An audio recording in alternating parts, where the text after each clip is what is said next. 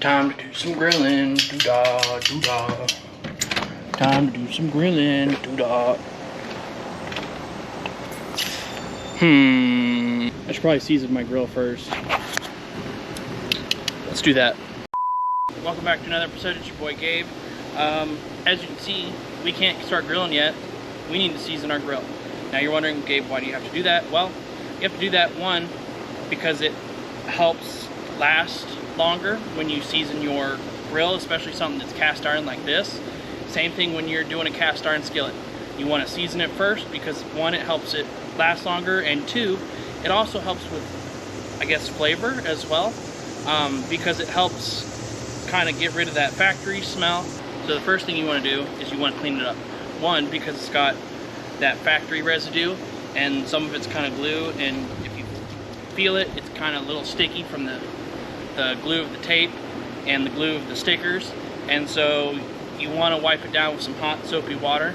It doesn't need to be super soapy, but just enough that you can get it off, because you can even some of the cast irons kind of sticky from the factory stuff that they use. And so first we're going to clean it up, and you don't need something super abrasive. I just got a little scrubby. You can even just use a regular hand towel, but this will help get it off a little bit. You don't want to use a steel wool because it'll scratch it up real bad.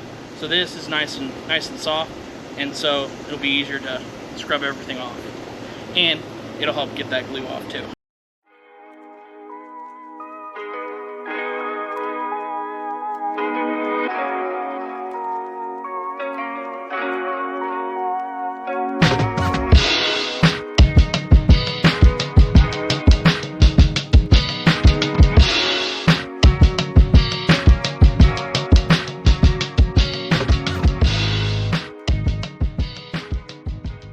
Alright, so that's all I'm going to do there.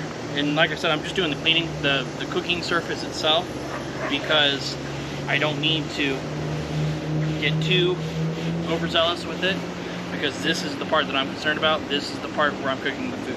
And then I'm wiping it dry just to get the soap residue off and help get any leftover sticky stuff that I miss. Now I'm going to turn it on, and then we're going to go ahead and oil this for the first run. And we're actually going to do this about 2 or 3 times, probably just 2.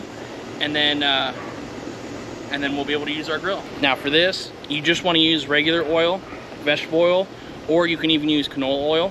I prefer not to use olive oil or stuff like olive oil, because it kind of leaves a funny smell and it kind of stinks up the neighborhood a little bit, and you don't want to do that. So just use regular vegetable oil or canola oil. They even have their own like conditioner / seasoning kit that they have online that you could probably get as well.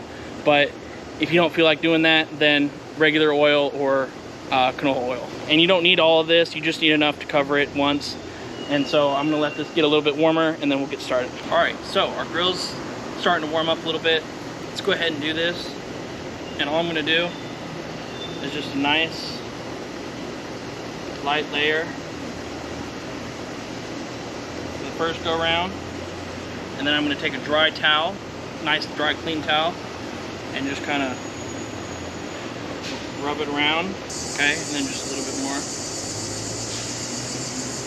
And then we're going to let this go for about 20 to 30 minutes, let it get nice and smoky, and then once it stops smoking, then our first round is done, and we'll kind of clean up whatever residue is left, and then we'll do it a second time. So another cool tool to have is a bench scraper or a bakery knife. I've always used these whenever I work flat top stations at work. It's easier to kind of scrape everything off, and it's just cool to have.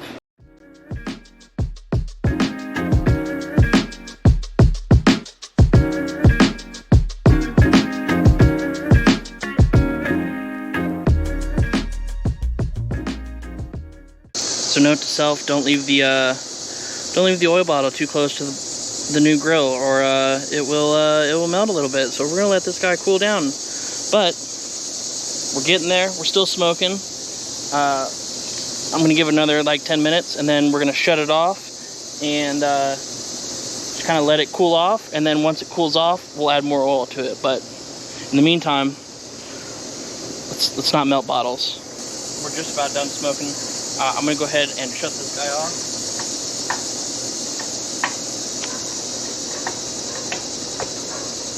Okay, and then we're gonna let this guy cool for at least a half an hour, and then we'll go for round 2. All right, so it's been about a half an hour, so we're gonna turn this back on and throw more oil on this. And this should be good until we're ready to cook something, and then we'll be set. But let's go ahead and do it the second time.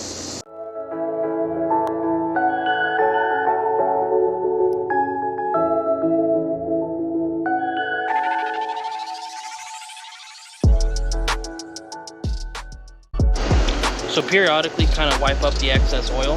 I got an old towel and some tongs. Always make sure you use something that you're not going to burn yourself, whether it's heat resistant gloves or tongs, because the last thing you want to do is add a little piece of you to your brand new flat top. So just remember that.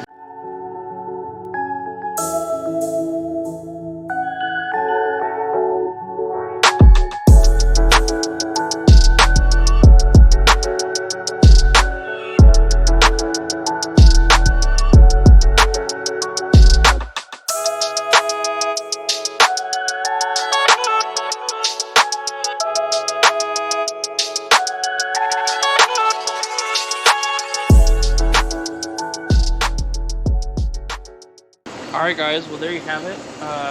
That is our second burn off, and if you want to, you can kind of see like the different levels. You see how it's kind of darker over here and a little bit lighter over here.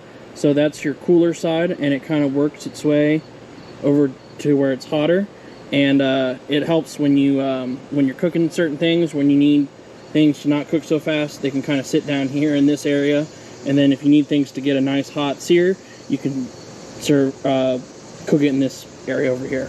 But obviously I got a little bit more to go, which is fine, but we got that initial burn off, which gets rid of all the factory chemicals that they use and all the factory plastics that they use and the glue from the stickers. But there you have it guys, a seasoned Blackstone. If you like this video, hit that subscribe button down below, hit that notification button next to it, comment down below, tell me what you think, tell me what you'd like me to see cook on this, and as always, peace out guys.